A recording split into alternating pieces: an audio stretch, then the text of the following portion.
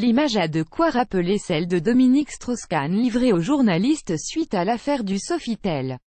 Vendredi 25 mai, au matin, Harvey Weinstein a été escorté devant un juge par deux officiers de la police new-yorkaise.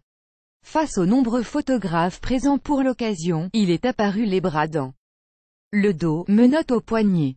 Quelques heures plus tôt, le producteur hollywoodien s'était présenté de lui-même au commissariat du sud de Manhattan pour répondre à des accusations d'abus sexuels. Après avoir été entendu par les officiers en charge de l'enquête, l'ancien roi d'Hollywood a été présenté devant un magistrat puis inculpé pour un viol et une agression sexuelle remontant respectivement à 2013 et 2004.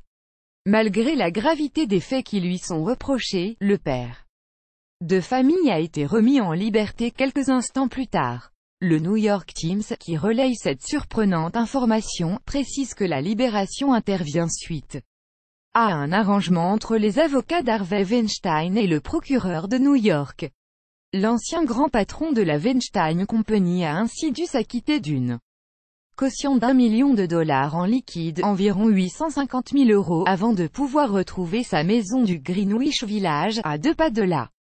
Bien peu de choses au regard de son compte en banque. Selon le Time Magazine, l'accusé est en effet à la tête d'une fortune estimée entre 200 et 250 millions d'euros. Afin d'empêcher toute velléité de fuite, Harvey Weinstein a donc été invité à remettre son passeport aux autorités et porte désormais un bracelet électronique traquant ses moindres faits et gestes.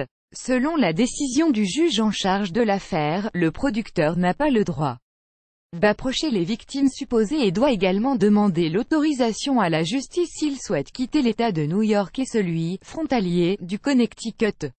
Défendu par Ben Brafman, l'ex-conseil de Dominique Strauss-Kahn, Harvey Weinstein plaide encore et toujours son innocence. Crédit photo, UPI ABACA.